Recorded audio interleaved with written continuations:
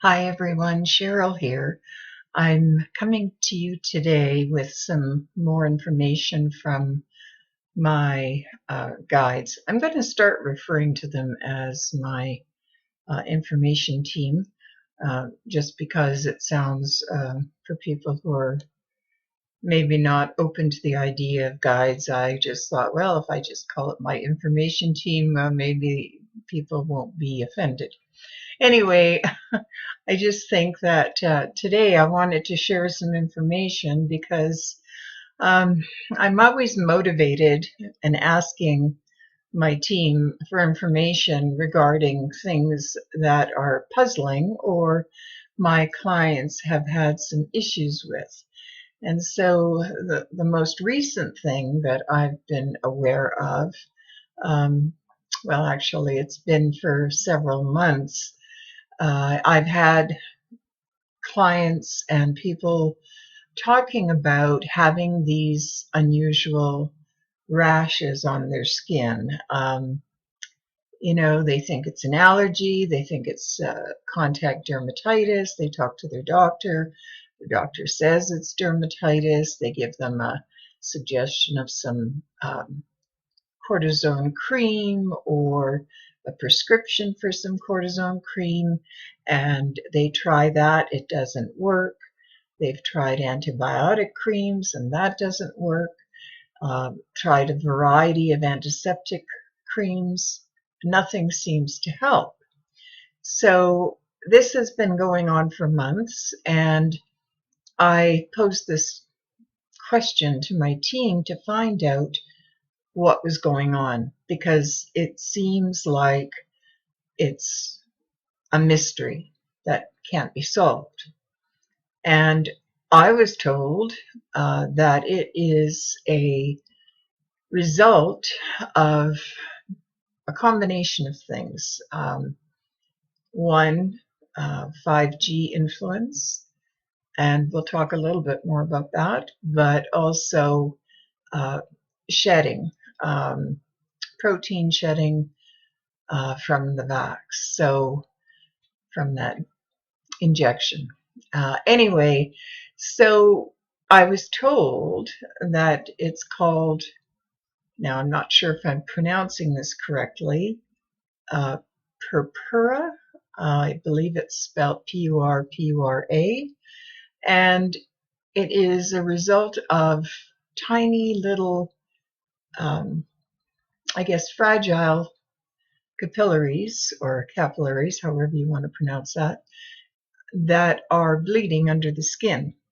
And this bleeding can lead to these little dots. Now, these little dots aren't raised, they aren't itchy, they're not infected, they're not swollen or raised in any way. They are just sort of these dots slightly beneath the skin surface. And people have gone to the doctor about these things, and they're given these other answers, and it's not solved by their recommendations. They've gone to pharmacists, and they say, oh, it's an allergy, take an antihistamine. There's all kinds of diagnosis by, the medical profession. And again, it's not being solved. So that's why I posed that question to my team. And that was the information that I received. Now, I accept and trust that information, but I'm also one to do research and verify and back up information. I just feel more comfortable doing that before I share information. I don't want to just blindly go out and give that information out and then find out, oh, well, that's not 100% accurate. So one of the things that I did find out, I researched and found several articles that are from 2013, 2014. This is long before, our injection program or our virus issue that we currently had or recently had. And and also when information was less censored. And these research articles were talking about wireless communication radiation. Now, if you research 5G now, uh, you're going to get articles that say, oh, it's perfectly safe, it has no impact on the body, it's harmless. You really have to dig a little bit further than that to get information and get further articles that give more truthful information. I feel like some of that information about it being harmless is promoted by the companies, the communication companies promoting their services. And so historically, we've always known that wireless communication radiation and even things like um, towers of other natures, like um, when you're looking at transformers as an example, I mean, they know that that contributes to cancer, and they know that, those transformers with the wires and everything that are, coming together have an effect on the body.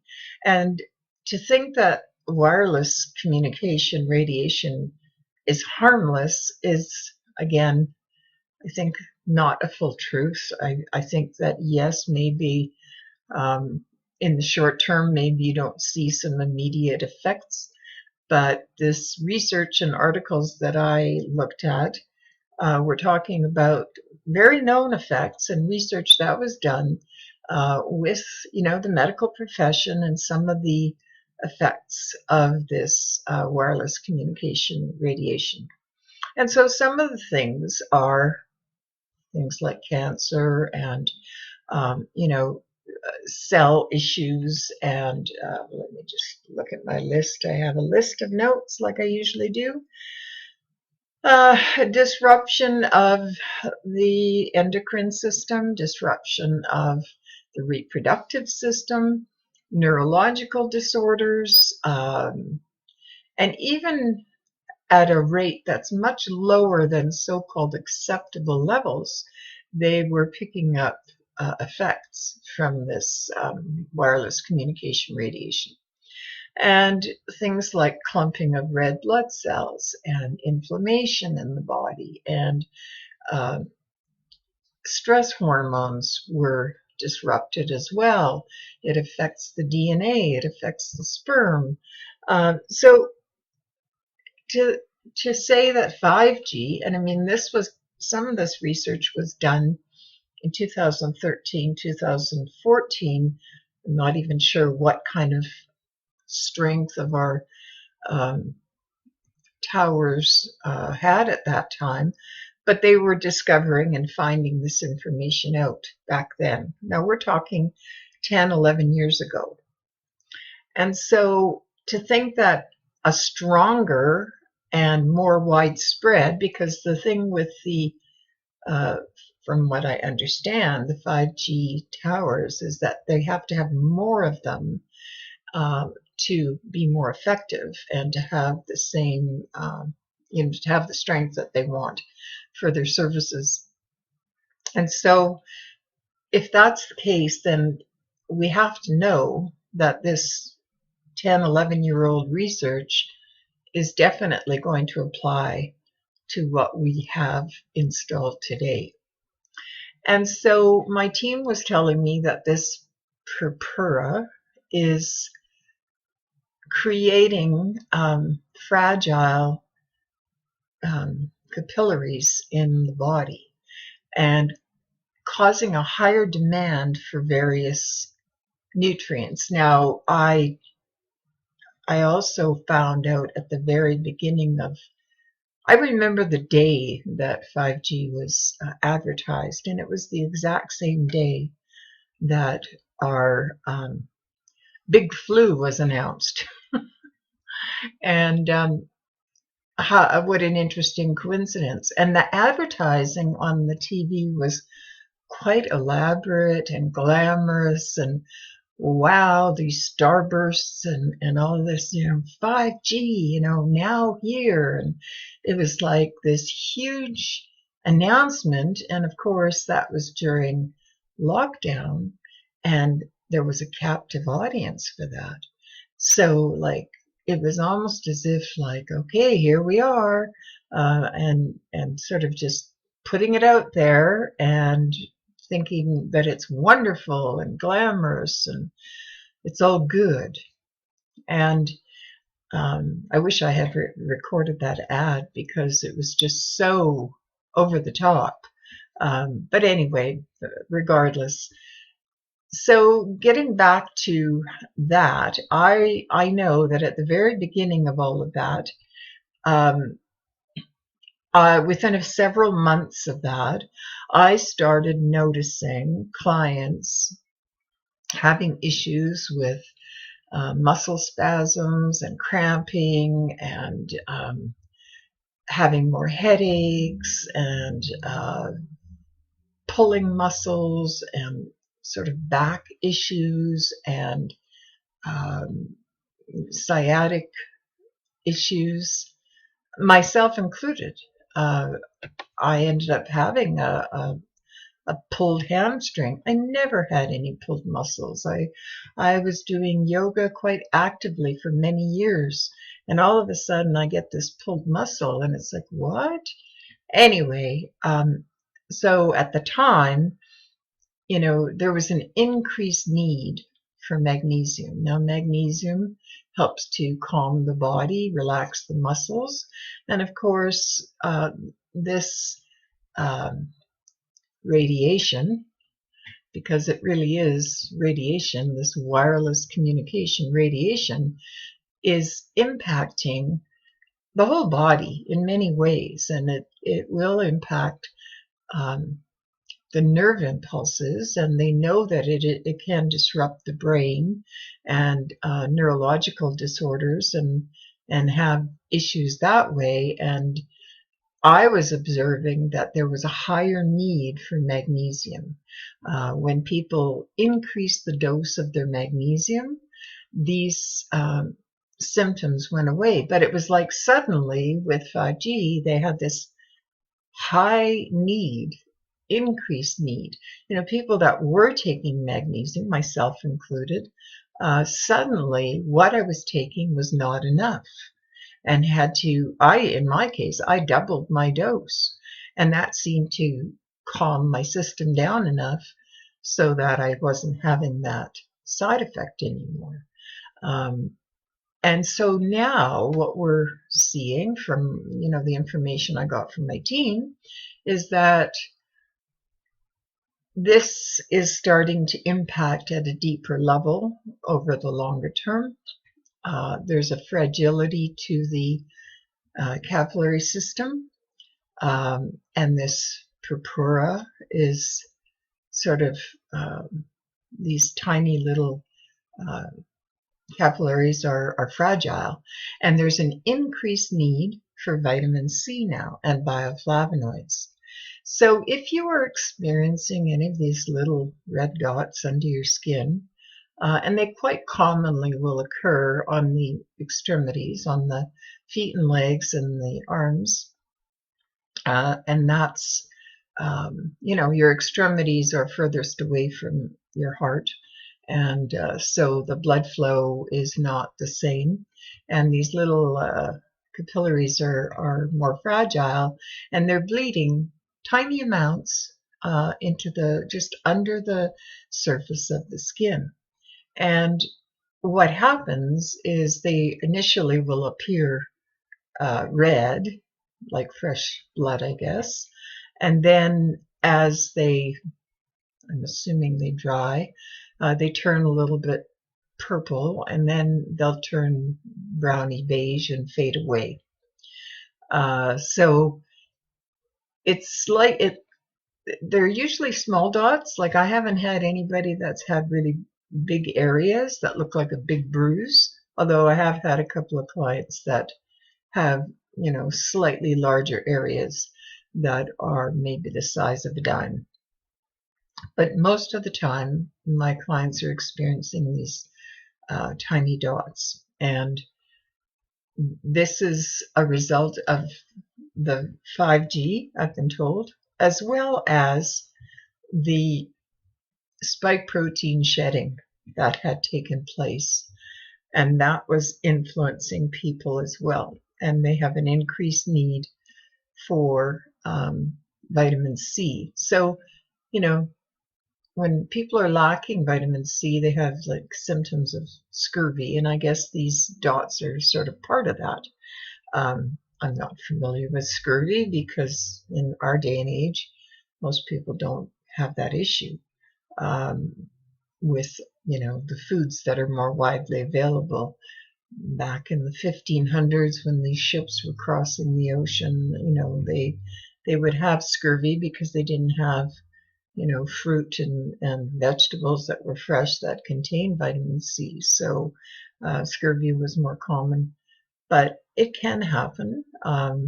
And I'm not saying this is scurvy, but it's this skin issue with this tiny little blood dots beneath the surface. And that's sort of the giveaway because there's no itchiness. There's no like a typical rash that might weep or have, scaliness to it or anything like that. It's just slightly below the skin surface, and it's not, there's no sensation to it. It has no physical outward symptoms other than the visual of these dots. So I wanted to share that with you today, and to just be mindful of your wireless communication devices, and to maybe turn your Wi-Fi off at night and make sure that your devices are nowhere near your bed, and that they're out of range and turned off.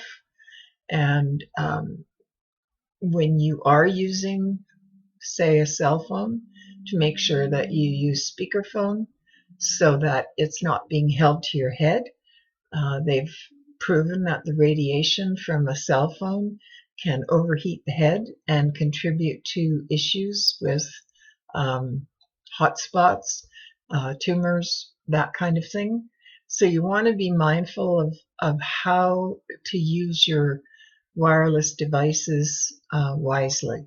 And if you are experiencing these dots, to increase your vitamin C.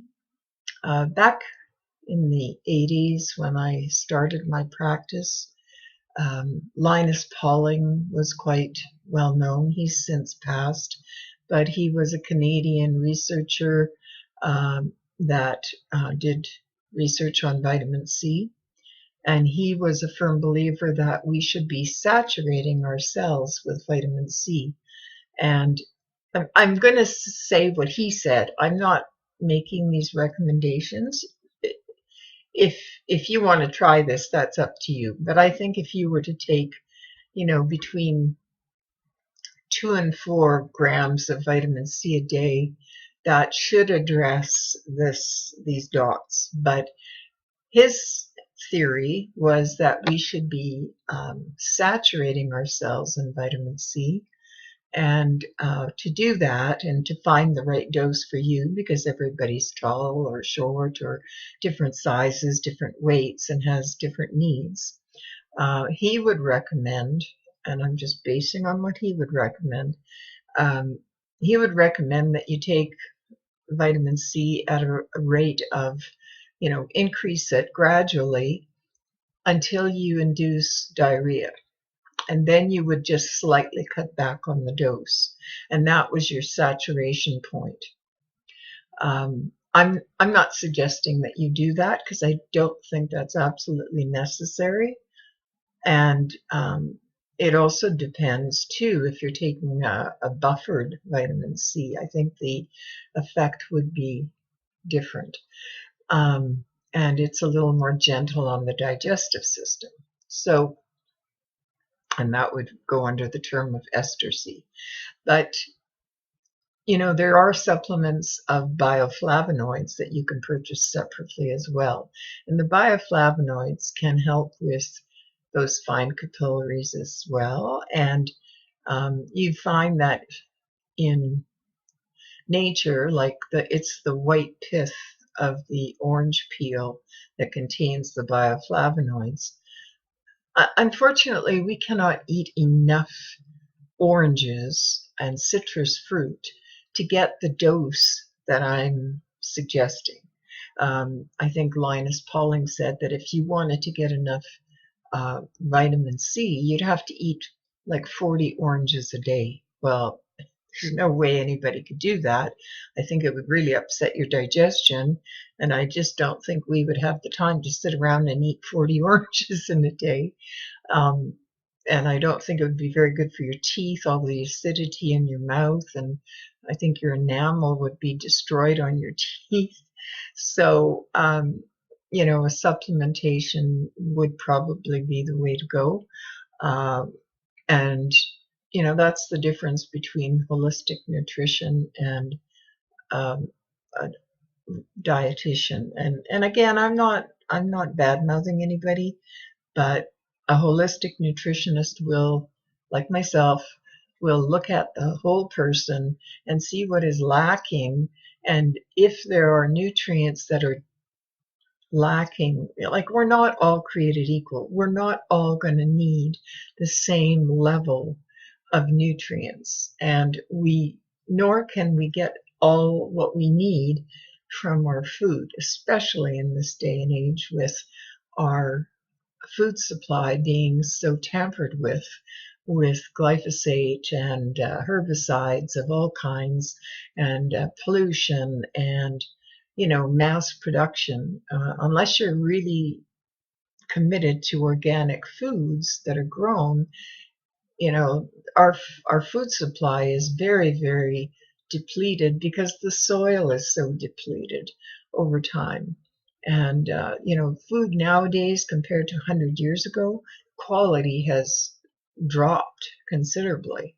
And so anyway, you're not going to get the level of vitamin C that you would need just from food alone. And so I would suggest if you are having these little dots on your skin to get some vitamin C and perhaps one that it has bioflavonoids either blended with it, or you can get a separate bioflavonoid supplement as well. But the vitamin C is the crucial thing that should be taken, definitely. Anyway, I just thought I'd share that information. I found that when I looked this all up, it made sense. My team seems to be bang on. I trust the information I get. Anyway, I thought I'd share that with you, and I hope it's helpful for the people that are impacted by this. And, be mindful of your wireless communication devices and the radiation that they emit and use it wisely. Have a wonderful day.